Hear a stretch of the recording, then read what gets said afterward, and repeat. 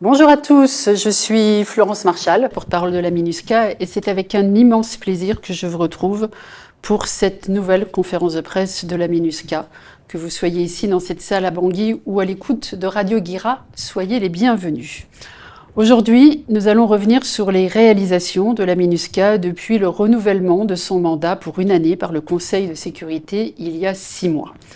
À mi-parcours de la mise en œuvre des tâches qui nous ont été confiées dans la résolution 2800, qu'avons-nous accompli au bénéfice des populations centrafricaines et comment envisageons-nous notre travail d'ici à novembre prochain ? Au cours des 6 derniers mois, la MINUSCA a concentré l'essentiel de ses efforts et de ses ressources disponibles sur 3 tâches prioritaires de son mandat dans le cadre de sa mission plus large de protection des civils. Le soutien au cycle électoral 2025-2026, l'appui à la mise en œuvre de l'accord de paix et, en 3e point, le soutien à l'extension de l'autorité de l'État. Commençons par les élections. La MINUSCA conclut actuellement son mandat de soutien au cycle électoral. Notre appui multiforme, c'est-à-dire technique, logistique, financier, sécuritaire et de bons offices, donc cet appui multiforme, a permis la tenue pacifique et ordonnée des scrutins du 28 décembre 2025 et du 26 avril dernier. Le 26 avril, la totalité des 3435 bureaux de vote ont ouvert, permettant ainsi aux Centrafricaines et aux Centrafricains d'exercer leur droit de vote sans crainte ni contrainte, y compris dans les sous-préfectures du Haut-Mboummou, notamment à Bambouti, où, souvenez-vous, les électeurs n'avaient pas pu se rendre aux urnes en décembre dernier à la suite de violences. Ce résultat est le fruit d'une collaboration exemplaire entre la MINUSCA et les forces de défense et de sécurité centrafricaines qui ont mis en œuvre de façon complémentaire et coordonnée le plan intégré de sécurisation du processus électoral, le PIS, sur l'ensemble du territoire. Comme l'a souligné la représentante spéciale du secrétaire général pour la République centrafricaine et chef de la MINUSCA, Valentine Rugwabiza, il y a 10 jours, comme fin décembre, la MINUSCA a pleinement et avec succès mis en œuvre son mandat. Une appréciation partagée par l'ensemble des membres du Conseil de sécurité lors de la réunion de février 2026 sur la situation en Centrafrique. Pour être tout à fait complète sur ces élections du 26 avril, sachez que la MINUSCA a permis le rapatriement rapide des résultats vers le centre de traitement des résultats de l'autorité nationale des élections, ici à Bangui, ce qui a représenté plus de 11 tonnes de matériel transporté à la fois par vols spéciaux, mais aussi par des convois routiers sécurisés. La MINUSCA a aussi facilité le retour de plus de 50 éléments des forces de défense et de sécurité, déployés en renfort dans les préfectures du Haut-Mboummou, Mboummou et Basse-Kotto. Ça, c'était pour la semaine dernière. Et on me signale que des rotations supplémentaires sont en cours. Je vous rappelle que la mission n'a pas été impliquée dans l'observation des élections et qu'elle ne l'est pas dans le comptage des voix ni dans l'annonce des résultats, qui relèvent exclusivement de l'ANE. Deuxième tâche prioritaire pour la mise en œuvre de notre mandat, l'accord politique pour la paix et la réconciliation en République centrafricaine, l'APPR. La mission a poursuivi ces 6 derniers mois son appui technique, logistique, financier et sécuritaire à l'unité d'exécution du Programme national de désarmement, démobilisation, réintégration et rapatriement, l'UEPNDDR, en soutenant plusieurs opérations de désarmement et de démobilisation à la suite du retour des groupes armés UPC et 3R dans l'accord de paix. 1331 combattants, dont 35 femmes, ont été désarmés et démobilisés depuis le 19 avril 2025, portant le total des combattants qui ont été désarmés et démobilisés depuis 2018 à plus de 6500.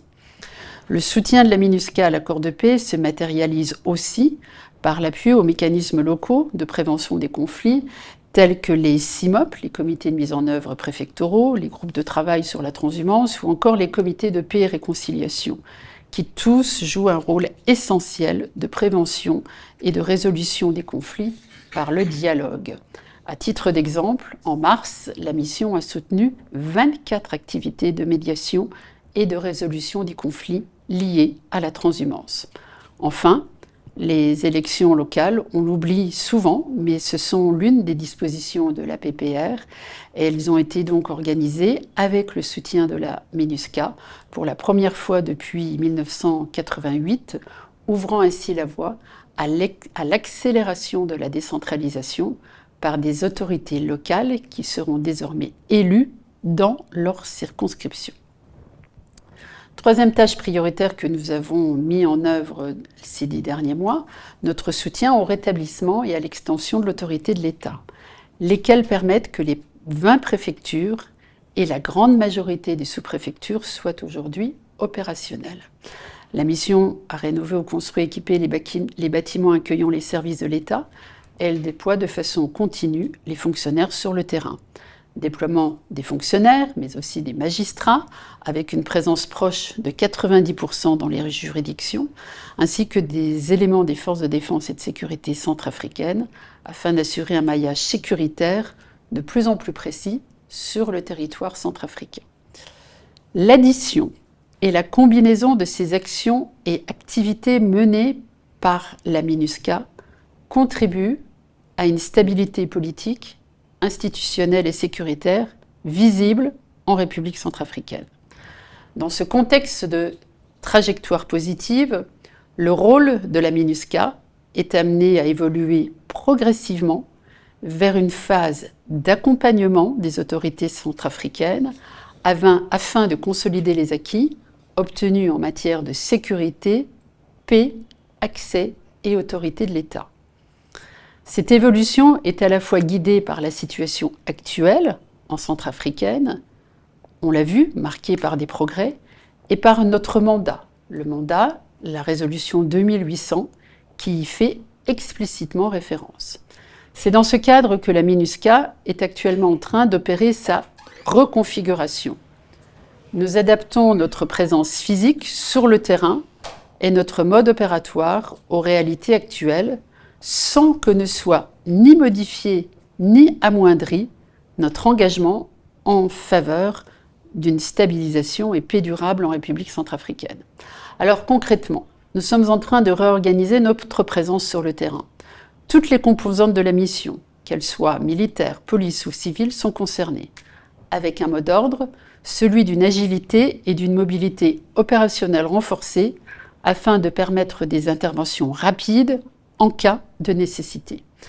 Alors, c'est un processus qui est en cours, cette reconfiguration, cette évolution vers une nouvelle phase de notre mandat. Et bien sûr, nous vous tiendrons informés régulièrement de la poursuite de la mise en œuvre de cette reconfiguration qui est l'évolution naturelle d'une mission de maintien de la paix. Cette reconfiguration reflète l'adaptation de la mission à son environnement local, à la lumière des progrès accomplis au fil des ans, ainsi qu'au contexte global, marqué par les contraintes financières auxquelles font face les Nations Unies et les opérations de maintien de la paix, et qui affectent par ricochet la MINUSCA. Alors, avant d'aborder la session des questions et des réponses, il m'est impossible de ne pas vous rendre hommage à l'occasion de la Journée mondiale de la liberté de la presse qui a été célébrée le 3 mai. À cette occasion, le secrétaire général des Nations Unies, M. Guterres, a déclaré que toutes les libertés découlent de la liberté de la presse. Voici la citation exacte d'un extrait de son message. « Sans liberté de la presse, il ne peut y avoir ni droit humain ni développement durable. Sans elle, il ne peut y avoir de paix. En cette journée mondiale de la liberté de la presse, protégeons les droits des journalistes et faisons de ce monde un havre pour la vérité et pour celles et ceux qui la révèlent. »